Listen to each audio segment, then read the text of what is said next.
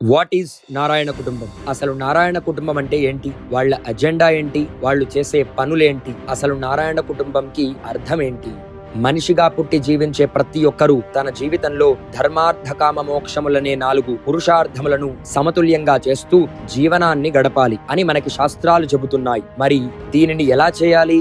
మనం సంపాదించే ప్రతి రూపాయిని కుటుంబ పోషణ కొరకు మరియు కోరికల కొరకు, అంటే అర్ధకామముల కొరకు మరియు దైవం కొరకు, ధర్మ పరిరక్షణ కొరకు, అంటే ధర్మ మోక్షముల కొరకు ఇలా మనం వినియోగించినట్లయితే ధర్మార్థకామ మోక్షములను సమతుల్యం చేస్తున్న వాళ్ళమవుతాం. ఇలాంటి బోధనలు గురుకులంలో చిన్న వయస్సులోనే వింటూ తల్లిదండ్రుల అనుగ్రహంతో అవి ఆచరించాలని కలిగింది. వారి కోరికకి వారి ఆచార్యుల సూక్తి కూడా తోడైంది. మాధవ సేవగా సర్వప్రాణి సేవ అనే విధంగా ఏది చేసినా ఎంత చేసినా జగత్కారణమైన సృష్టికి మూలమైన నారాయణుని సేవగా చేయాలని నిర్ణయించుకున్నారు. రక్త సంబంధంతో కాదు, వైదిక ఆధ్యాత్మిక సేవలు, సామాజిక సేవలెన్నో కలిసికట్టుగా చేద్దాం అన్న మనసులన్నీ ఏకమై స్థాపించినటువంటి సంస్థనే ఈ నారాయణ కుటుంబం వైదిక పరిరక్షణ కేంద్రం.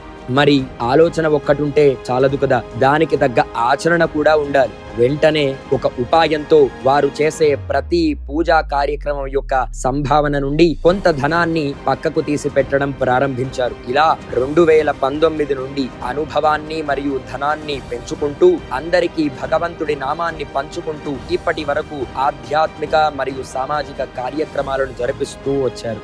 ఎంతో మందికి ప్రతినిత్యం వైదిక బోధనలు మరియు వేద పాఠశాలలోని విద్యార్థులకి భోజనాది సదుపాయ ఏర్పాట్లు, 108కి పైగా జంటలతో పంచకళ్యాణ మహోత్సవములు, ఎన్నో వృద్ధాశ్రమాలకు, అనాథాశ్రమాలకు మరియు రోడ్డుపై అనాథలుగా ఆకలితో ఉన్న వారికి అన్న ప్రసాద వితరణలు మరియు కాలానుగుణ వస్తు వితరణలు మరియు రామనామ వైభవాన్ని అందరికీ అందజేయునటువంటి శ్రీరామ నామ లిఖిత యజ్ఞాలు, రోడ్డుపై చిరు వ్యాపారస్తులకు ప్రోత్సాహకరమైనటువంటి సేవలు, ఇలా భగవదాచార్య కృపతో చేయగలిగాం.